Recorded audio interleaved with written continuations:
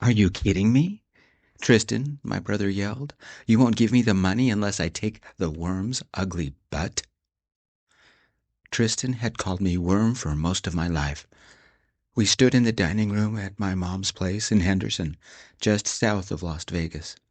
It smelled of lemon cleaner and sparkled. Everything in the house was white, silver, or pale pine. Stepdad liked everything tidy and obsessively clean. Be nice, Jerry, my stepdad, mumbled, barely glancing up from his phone. Janis just got here and doesn't know anyone.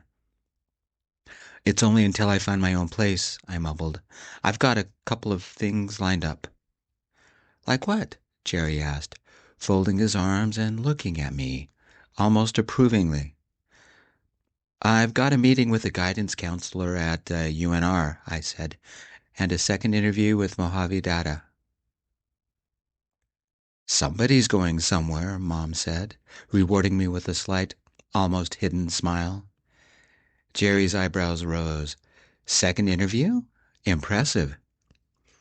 It's in person this time, I replied, not over the phone like the first one, which is one of the reasons why I came back to Vegas. Tristan stared at me. Mr. Serious thinks he's better than us. Janis has a plan for his life, Jerry said, his tone neutral. He's going somewhere. Did Jerry mean the casual dig? Not at me, but at my stepbrother. Tristan was older, but he didn't go to college and shuffled through 4 jobs in the last 5 years. Tristan opened the fridge, took the cap off the milk jug, and faced us. Janis is a complete dork and won't fit in with my bros. Maybe if you return to college, Mom said, sighing. Tristan took a long swig from the milk jug. So I can sound like him? Talks all academic, like a total dweeb, completely kills the vibe.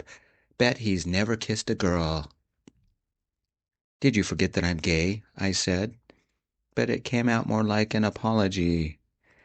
Tristan rolled his eyes. That explains a lot. Nothing had changed. I didn't respond. Anger is the enemy. Tristan, Mom interrupted. Knock it off. Doesn't even dress right, Tristan said. Janis won't fit in with my friends. My clothes agreed. Wrinkled jeans and a Jumping Pyros t-shirt. Not like Tristan. Form-fitting muscle tee, overdeveloped pecs, and a wraparound tribal tattoo on his upper arm. My stepbrother worked out like some people went to church, daily, and 3 hours on Sunday. Fine, no green for you. Jerry gave Tristan the look and began folding the money as if he were about to put it back in his wallet. Tristan scowled, shaking his head. I'll take him. Now give me the money. Tristan took $200 from my stepdad and shoved it into his Ralph Lauren khaki shorts. Above the knee, it showed off his skinny legs like they were something special. Apparently, Mr. Jim Body didn't believe in leg day. I remained quiet. My stepbrother turned to me and gave a long, dramatic sigh. Guys like you shouldn't be seen in public. You embarrass the rest of us. I looked down at my shirt. At least it was clean. Chapter 2. I'm the boring brother with the weird name, Janis Olsnolls. The one who'd rather spend a quiet night inside than join the rowdy crowds at Armstrong Plaza. That oversized Vegas traffic circle with its bronzed astronaut, grinning like he just hit the jackpot. They've got the angular lunar lander perched on a fake cratered surface, a flag stretched out like it's forever catching a wind that doesn't exist. Must have cost Vegas a mint. I didn't belong here. It was 11 o'clock Saturday night, early June, and it was the standard party. My brother and his friends had dragged me here in his tricked-out Nissan Altima. As black as Darth Vader's helmet, with red LED lights just under the lowest edge, it smelled of tequila and a floral perfume. That definitely didn't belong to Tristan. His last date must have poured it on. Black leather seats, black leather-wrapped steering wheel, plastic black dragon perched on the dash.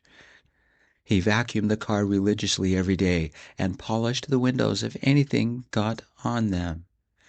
It didn't have regular tires, but high-performance ones that cost twice as much as regular ones. It fit him, his friends, and me, just barely. Armstrong Plaza at night wasn't just busy, it was alive, like the whole place had a pulse. LED strips wrapped around palm trees. Street vendors shouted over each other, music from 3 different cars fighting for dominance, the bronze astronaut catching every flash of neon like he was posing for 1,000 cameras. More than 300 people milled about, rows of dozens of cars, with a special front row section with specialty cars, a classic Mustang, a polished Porsche, and a black Lamborghini, reflecting the lights like stars. Women in tight tops and giant hoop earrings danced on some of the cars.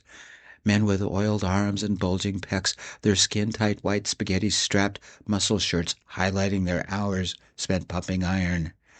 There were as many tattoos as there were swallows above Capistrano. A car stereo screamed heavy industrial rap, the air filled with swearing and mumbled incoherent shouts, all drowned out by a booming beat that distorted the speakers. The plaza smelled of burning rubber, barbecued steaks, and beer. Every kind of beer that was available in Nevada. I'd been here once before, back when I visited Mom for Christmas. They dumped me on my stepbrother, just like now. And no, we don't like each other. He is party central. I'm 2 years younger. I'm working on a Spanish major and accounting minor. I speak Espanol fluently. Long story, but it involves me spending time with my biological father in Vidalia, California. Here in Vegas, I'm the useless, boring stepbrother. Mom's love life is a game of ping pong, and I'm the ball. First, she married Jerry. Tristan was the firstborn. Then Mom divorced Jerry and married Dad. They had me. Should have been a happy ending. Except she then divorced Dad because he enforced a budget. Mom is allergic to budgets, so she divorced Dad and went back to Jerry. Notice, she never remarried him. I'm the casualty, the ping pong ball, bounced between Vidalia and Vegas most of my life. Dad is a Latvian immigrant, but I'm only half Latvian. Mom was American. I was born in California, where Dad and my grandparents live. Tristan lives for cars. They are the reason he gets up in the morning. He wants to race, even modified his Nissan Altima SR. Lowered to an inch from the ground, it was an older model with a V6 engine, putting out 270 horsepower. Or so Tristan boasted. He also bragged that it never lost. It had a ducktail spoiler on the back and a hood scoop cut cleanly into the middle, feeding air into the engine. The music was so loud I couldn't understand anybody. Beer was the drink of choice. I saw every brand known to man. Some guy was mixing drinks out of the trunk of his BMW Series 5. I know a little about cars. Tristan has posters of cars hanging everywhere. Racing is not my dream. Art is. So why am I studying accounting? Have to make a living, and airbrush artists aren't known for striking it rich. So saith Mom, stepdad, stepbrother, and Dad. It might be the only thing they all agree about. I walked past a Diablo, an Aventador, and a souped-up Ford F-250 with gigantic tires. Those can't be street legal. I ran my fingers over the smooth, dark blue finish of the truck. Smooth as ice, glossy enough to mirror everything, including me in all my plain and pathetic glory. Even the truck knew I didn't belong. However, someone must own a ladder because someone had hand-polished this 11-foot tall truck. The door sported a stained glass rose, and 2 orange racing stripes sped down the hood. I chuckled. An open moonroof? On a truck? Serious customization. A ladder stood beside the truck. I moved it to peek inside. Black leather interior, bucket seats gleaming like polished glass, a stick shift crowned with a silver skull, and silver grip tape wrapped tight around the steering wheel. A set of gunmetal-grade dog tags hung from the rearview mirror, and a pair of black driving gloves lay next to the gear shift. The windows were open. The cab smelled of cologne, vaguely citrus, definitely masculine, and the warm scent of freshly polished leather. It had a custom dashboard that rivaled anything out of Expanse. 2 built-in touch tablets, an HUD projector, and spring-loaded retractable cup holders. "Well, you're checking out my ride. Care to see what's under the hood?" I glanced down. A man, easily 6'3", stood at the base of the ladder, built skinny like a long-distance runner. Black hair buzzed military short, eyes dark enough to hide secrets. He held a Corona in his left hand. "Are you hiding something under the hood?" I said, then blushed severely. Did that phrase have intimate connotations? Would he think I was hitting on him? God, Tristan was right. I'm a geek. I didn't mean it how it sounded. "Smooth," I heard my brother's phantom whisper in the back of my brain. "Stick with your PlayStation, worm. No wonder you never leave the house." I climbed down the ladder and prepared to walk away. The man moved the ladder to the front of the truck. "I've been wanting to show this off all night. Give me a second." Chapter 3. After releasing the hood latch from the cab, he climbed 4 steps up the ladder, hit the catch above the grill, and raised the hood. "Name's Malachi. Friends call me Mal. And our little project is called The Beast. Climb on up and let me wow you." "I don't know much about trucks," I said, hesitating for only a second. "Embrace the flow." Mal shifted so only one foot stayed on the step, leaving most of it for me. "Is it street legal?" I asked. "It's 11 feet exactly to the top of the roll bars and the cap-mounted floodlights. Fenders are extended but sit at 34 inches. Had to adjust or they'd fail me on inspection. And the tires are 43s. DOT stamped, the largest allowed on the road." Mal shrugged, his smile fleeting and warm. "I don't know what any of that means, but it sounds legit," I said. "This baby passed inspection?" Mal looked away for a second. "Well, not the first time. My brother, Silas, and I had to work on emissions, but we passed the smog test last month. Tonight is the Beast's official debut." I climbed up and balanced beside him on the step, suddenly eye to eye with him. His breath smelled of cinnamon, the smooth sheen on his shoulders and the glimmer of his black hair gently reflected the street lamps. "Ta-da!" he gestured, waving an arm as if revealing the engine. Polished like it was brand new, it could have brought applause in a showroom. Flawless hoses, injectors gleaming like chrome, a battery so clean you could eat off it. "So," he said, glancing at me with a half grin, "how much do you know about cars?" "Engines are usually in the front," I replied, echoing his grin. "The driver sits behind the wheel. Sometimes they have heated seats. Beyond that, I'm lost. Is it stick or automatic?" "7-speed manual," he replied.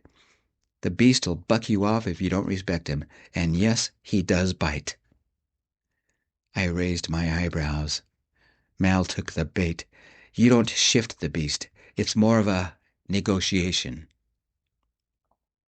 "You have to buy him dinner first?" I said, sounding as innocent as I could possibly get. Mal snorted. "He's partial to Italian. Now, be honest. Are you impressed?" Was I flirting? Usually I am the serious, boring brother, but with Mal, something relaxed inside me. "I'm wowed," I said. "Yes!" he quietly cheered, shaking his fist in victory. I was about to invite Mal out when someone deliberately stomped below us. My stepbrother yelled, "Don't forget the most important thing. Tell your boy toy his truck has 4 tires. That will really blow his mind, worm." He and his friends laughed like hysterical jerks. Note, they all had the kind of muscles designed for show. How do I know? Trust me, I know male physiques. I can spot a swimmer or a runner by their build. I've even dated a serious gym head. These guys were posers focusing on pecs and biceps. Odds are they didn't even know where their trapezius was. There was no doubt they were stronger than me, and the way they were pumped on their own superiority wouldn't take much to set them off. Best stay low key. For my own survival. Maybe Mal's. My stepbrother continued shouting, "What's your virtue, truck guy? My brother's gay and he's making the moves on you." "Tristan, what is your problem?" I asked. "That you exist in the same air I'm breathing," he smirked. His glare, full of resentment, humiliated me. This wasn't the first time he'd done this. He'd thrived on public displays, like back in high school, the senior bullying the sophomore. Smearing Vaseline over my locker's combination lock, or soaking my gym clothes in ice-cold lemonade, or freezing my debit card in a plastic bag filled with ice and a 10-inch frozen earthworm. Best to leave before it got worse. I slid down the ladder. When a situation gets bad, leave. I'd been leaving my whole life. I liked Mal, but I was tired of Tristan, of his endless mouth. He was the older brother, but sometimes I was so done with him. My hand tightened into a fist. Slowly, deliberately, I forced it to relax. Lily's mantra echoed in my soul. Tsuyosa washizu ni yadoru. Strength dwells in stillness. I embraced the flow before I did something our parents would yell at me for, and walked away. I kept going. Looking back was not an option. "Typical gay guy," Tristan said, loud enough to carry.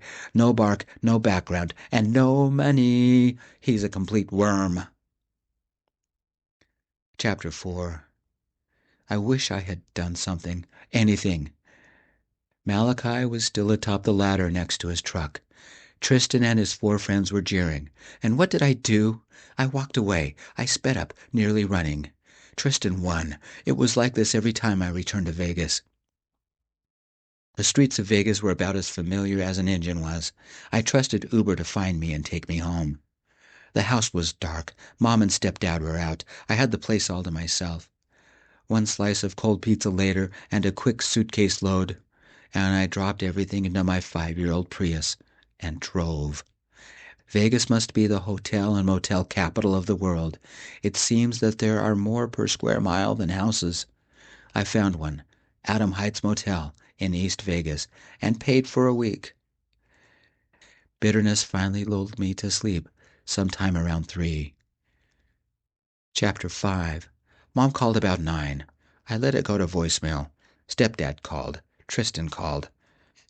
At some time around noon, and sitting at Denny's, I called Mom, while eating blueberry waffles covered with strawberry syrup.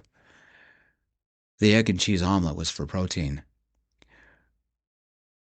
"Where are you?" she asked.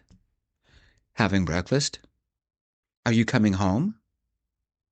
"And deal with Tristan again?" "No," I replied. "He says you're overreacting. Do you want to explain your side?"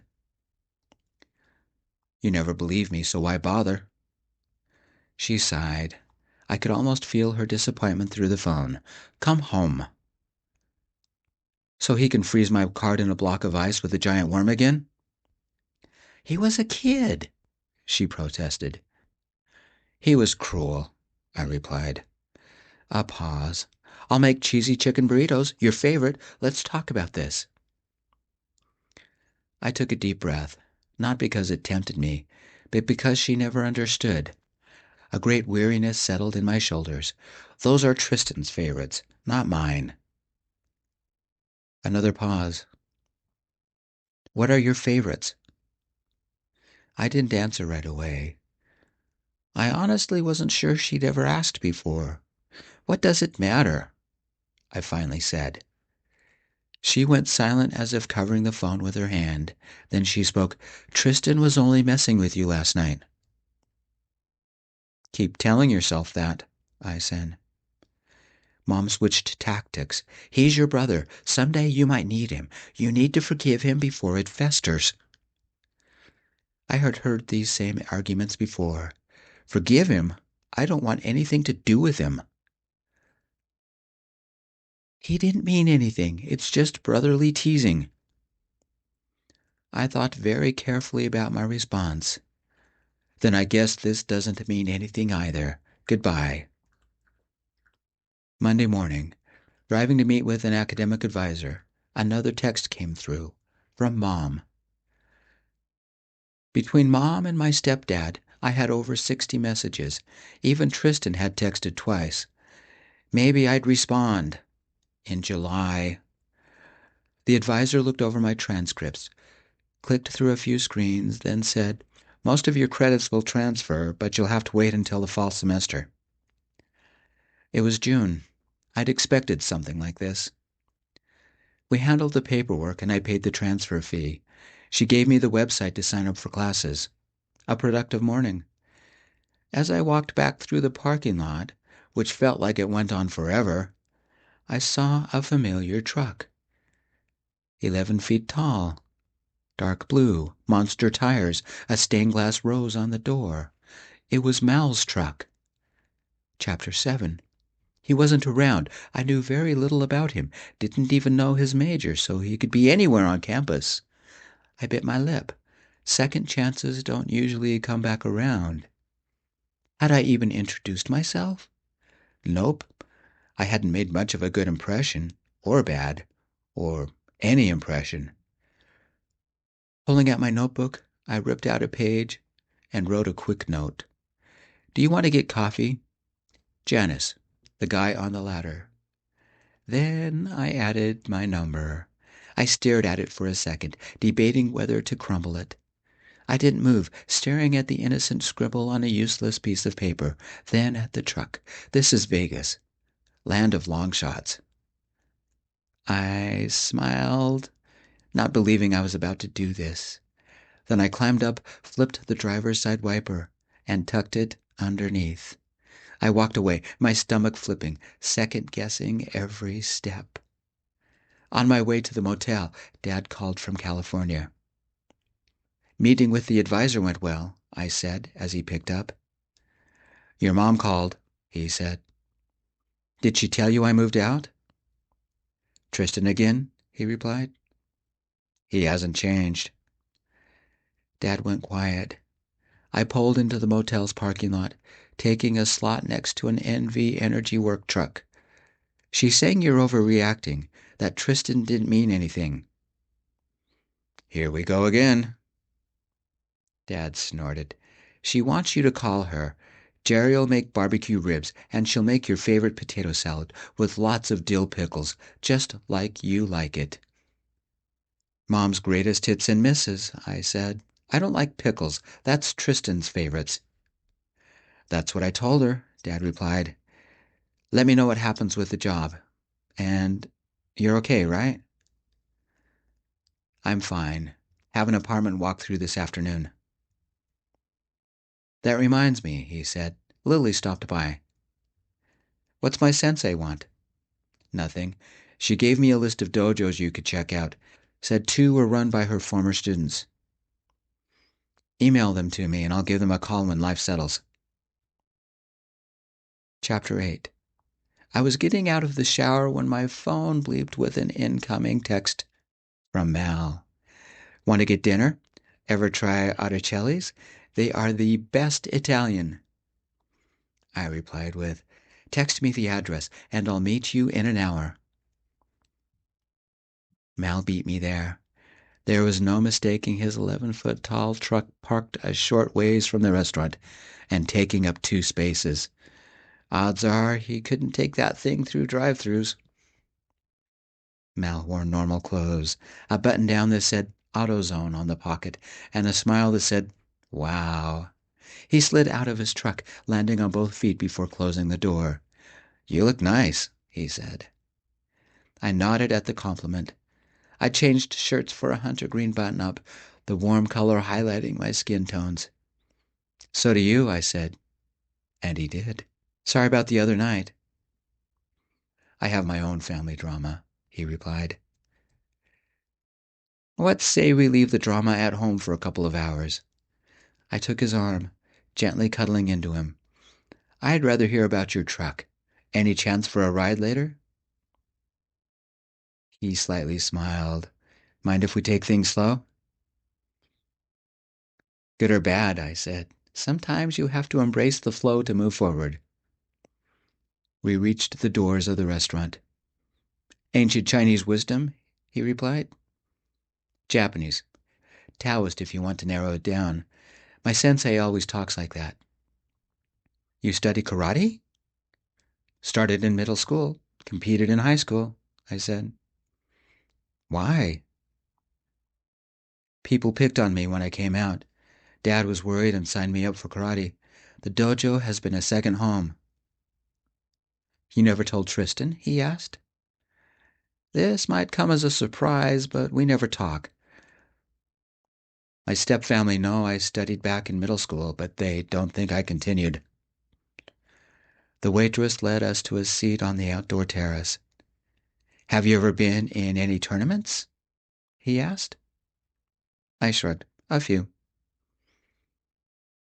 "Have you ever placed, like top 10 or anything?" "Sometimes." I grinned. "Let's talk about your truck." Chapter 9. I got back to the motel about midnight and finally checked my phone. Mom had left a message. "Tristan is sorry. We're having chili for dinner, the spicy kind, the way you love it. See you then." I sent it back.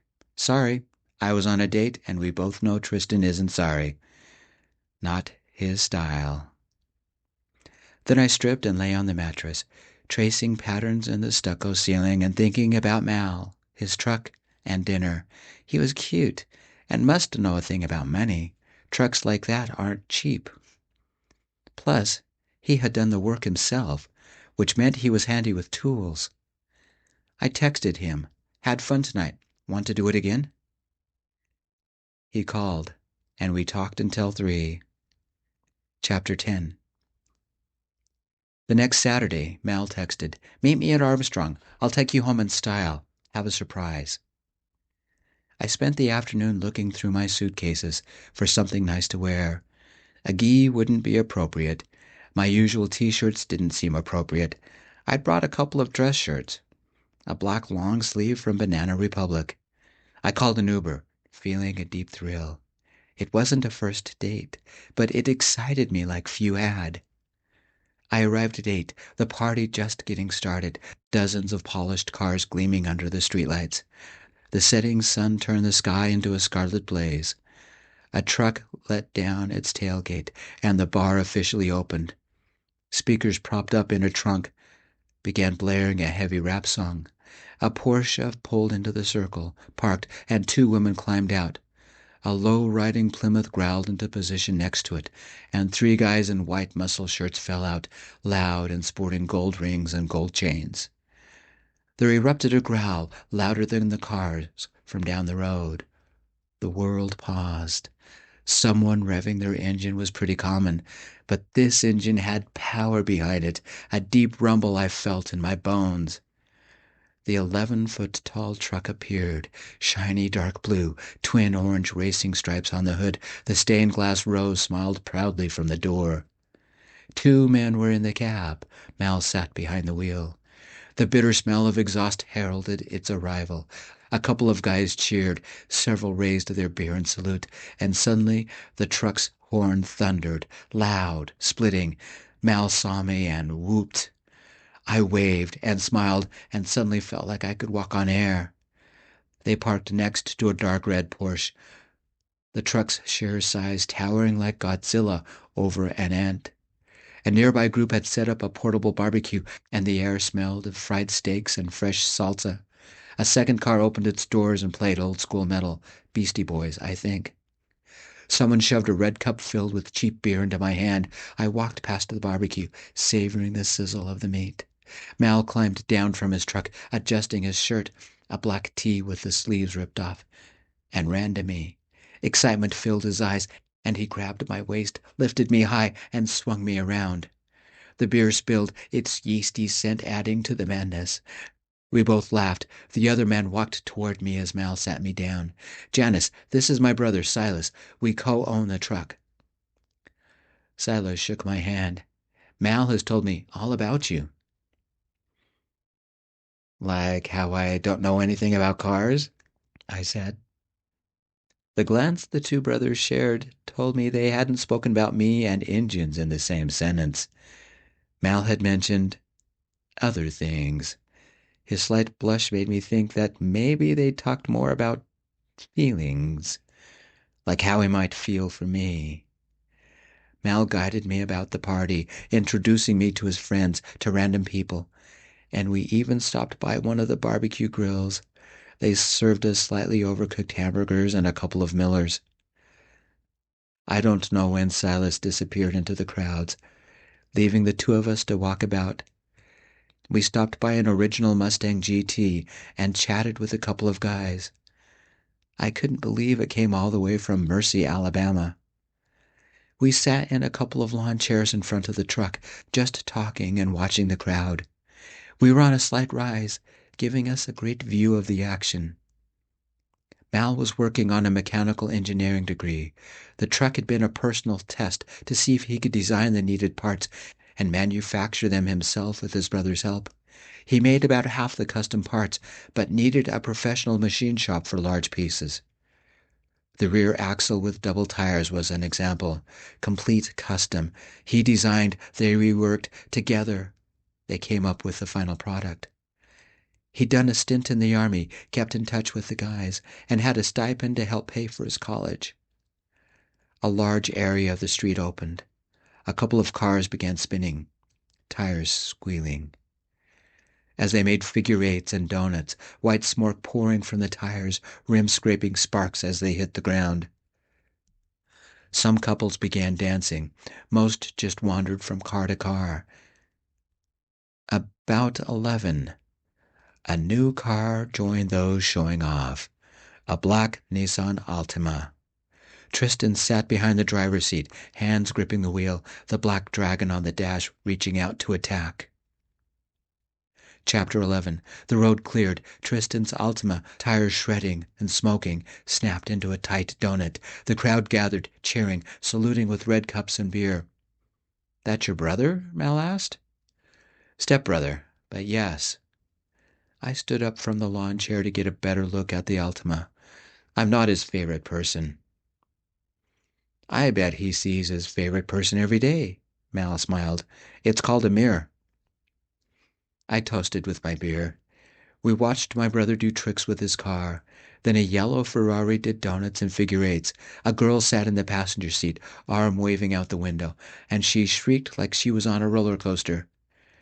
They pulled to the side when they were done, amid roaring cheers. Not to be outdone, Tristan pulled into the ring, once again creating donuts. He spun into a figure eight. The tires lost grip.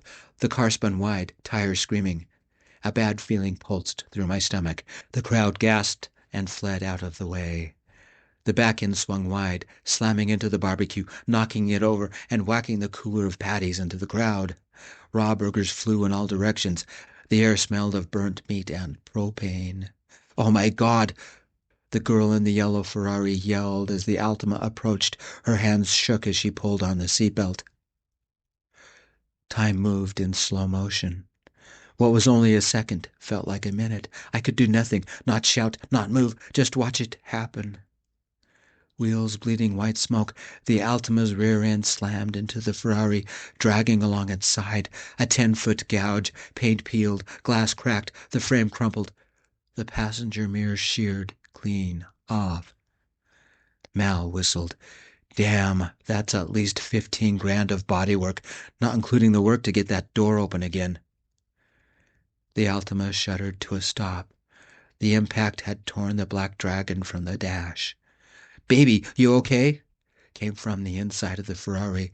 The woman whimpered. Mal went pale and gripped my hand. "They were still in there?" I could only nod. A deep dread filled my soul. This wasn't a stunt anymore. Damage to the Altima? The car bumper fell off. The impact had shattered both taillights. Long, deep scratches covered the back end of the car. I didn't care about that. How many people had Tristan hurt with his stupid stunt? Tristan cut the engine. His hand stayed locked on the wheel. For a second, he just sat there, like none of it had registered. The Ferrari driver wrenched his door open and stepped out. He reached in and wrestled his panicking girlfriend out through the driver's side, her hands frantically grabbing at him as she gasped for air. I couldn't see injuries, but bruises take time to show up. They would be sore in an hour or two, but alive. The air went silent for a good 10 seconds. Somebody even muted the car stereos. Some guy yelled, "Disconnect the propane, quick!" A gas explosion would turn this from bad to catastrophic. I ran over to help with the grill. Mal followed. Silas was on the other end of the plaza. He ran towards us. A guy disconnected the propane hose from the barbecue. Another shut off the tank. 2 more were lifting a very dented barbecue grill upright. Hamburger patties polka-dotted the ground like giant blood drops. "Anybody hurt?" Mal asked. "I've got a first aid kit in my truck." "The cooler hit his head," a girl said, kneeling beside a guy sitting on the ground, holding a beach towel to his head. "Bad?" I asked. But one look told me that was a dumb question. I'd seen injuries at the tournaments, mostly arms, legs, and cracked ribs. The guy sat there, holding the towel in his hand, a glazed look in his eyes. The blood stain on the towel grew.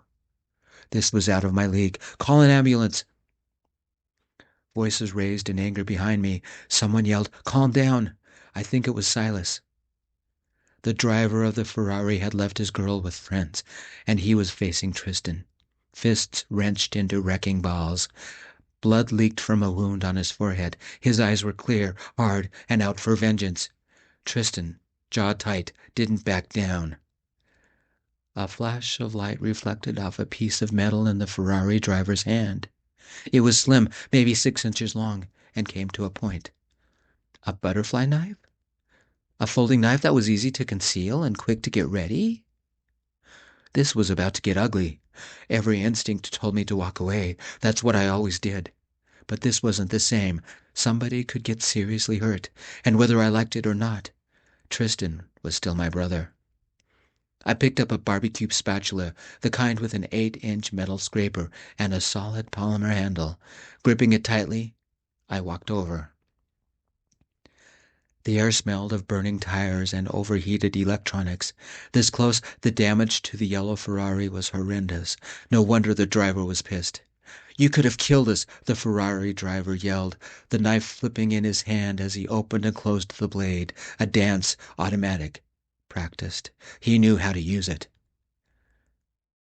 Tristan played it cool. "Dude, it's your fault. You parked right there." "Says the man who can't control his car," the Ferrari driver yelled. "You're paying for this, all of it too. Medical bills too." And Tristan said something so stupid I couldn't believe I was related to him. "The man who can't satisfy his girlfriend wants to get money from me? No." The wail of an ambulance echoed through the buildings, sirens of a police escort close behind. They wouldn't be here in time. Should I even get involved? Against my better instincts, I yelled, "Back off and exchange insurance info. Don't make this ugly." Either they didn't hear me or they didn't care. The Ferrari driver flipped the knife closed and held the haft in his palm like a roll of quarters. His fist blurred, striking Tristan on the lower jaw. The blow landed hard, the weight of the knife behind it, and struck my stepbrother with the force of a brick. Tristan stepped back, hand on his jaw. He swore and punched back, an uppercut. The Ferrari driver was faster. He sidestepped the blow and hit again, this time to the nose, snapping Tristan's head back. Tristan reeled, blood leaking from a nostril. The Ferrari driver paused, lining up the next shot, probably an eye. Tristan charged, gripping the other guy by his waist. He backed him into the black Altima. I couldn't see what happened. Tristan's body blocked my sight, but suddenly he stepped back, fell to his knees, and collapsed to the ground. His breathing came hard and labored, an old man wheezing with asthma. Had the Ferrari driver hit him In his Adam's apple? Crushing his windpipe? The Ferrari driver lined up another punch, his eyes furious. Tristan was already helpless. I stepped in. Chapter 13. That's enough, I yelled, gripping the spatula as I readied it for defense. My voice didn't register. Ferrari driver dropped beside my stepbrother and hit him again with the hand that held the knife. Tristan groaned. A bruise had started to form around his eye. His nose hung at a bent angle and bled. Before the Ferrari driver could strike again, I ran forward and grabbed his hand. Wrong move. Suddenly he was on his feet, jerking his hand free, facing me, mouth grimacing in an ugly scowl. "Get out of here," he said, his voice low and filled with anger. No. I adjusted my posture to look casual, but was ready to throw up a defense arm if needed. "You see what he did?" the guy yelled. "Let it go. Let the cops deal with it. Stand down," I replied. His girlfriend stood up, left hand holding a towel over her right shoulder. "Kill the punk." The Ferrari driver's eyes darkened. He looked down at Tristan and kicked. I reacted fast, just as I had practiced. I lunged out with a forward kick, forcing him back, then shifted into a fighting stance. I said, "Back away." Whether he was drunk with alcohol or overdosed on pride and anger, the Ferrari driver lunged, prepping the hand holding the folding knife to strike. I circled about him, noting the hand. He struck. I parried with the spatula, the metal rim slapping his hand aside. His eyes widened. The world faded until it was only us. The blade flipped out, its silver finish reflecting the streetlights. It was aimed at me. The crowd had gone quiet, save for one voice. Mal's. "Janis! Be careful!" "Stay back, love," I yelled, then focused on my opponent. I couldn't let Mal get hurt. I had to disarm the Ferrari driver, but most techniques would leave the knife in the air. Someone could get hurt. Kakato Giri, the axe kick, not a friendly move, frowned on in competitions, but this wasn't a competition. He lunged. In a second, I snapped my leg straight up and brought the back of my shoe down on the knife hand. Hard. The move surprised him. The knife fell from his hands, clattering on the ground. I hopped to the other foot, spun around, and hit the Ferrari driver mid-chest with a crescent kick. It didn't do any damage, but it pushed him back 2 feet. He stared at the fallen knife, shaking his hand where I had kicked it. His eyes wide. He didn't look angry, more like confused. "Back away now," I repeated, standing over my stepbrother, "or I will treat this like a real match, and the next punch will break bones." The Ferrari driver glanced to my right. Mal stepped up, holding a gigantic wrench. "When we're done, do you want to get ice cream?" The Ferrari driver raised his hands in surrender and backed away as the ambulance pulled into the plaza. The next day, Mom and Stepdad convinced me to come over for dinner. I brought Mal and he brought the beast. Tristan had a bandage covering his nose and a massive bruise on the side of his face. Mom made cheesy noodles with bits of ham, paired with barbecued corn on the cob drenched in butter and chili powder. Not Tristan's favorites. Mine. Mom had remembered. Tristan looked at me in a new way, but with respect. He quietly came up to me and said, "Thanks.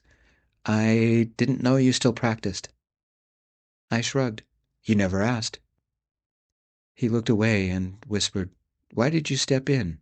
I was mean. For years." "Your family," I said. "And the next time you call me Worm, just remember I am a black belt." "There won't be a next time," he promised. "Maybe we can start over?"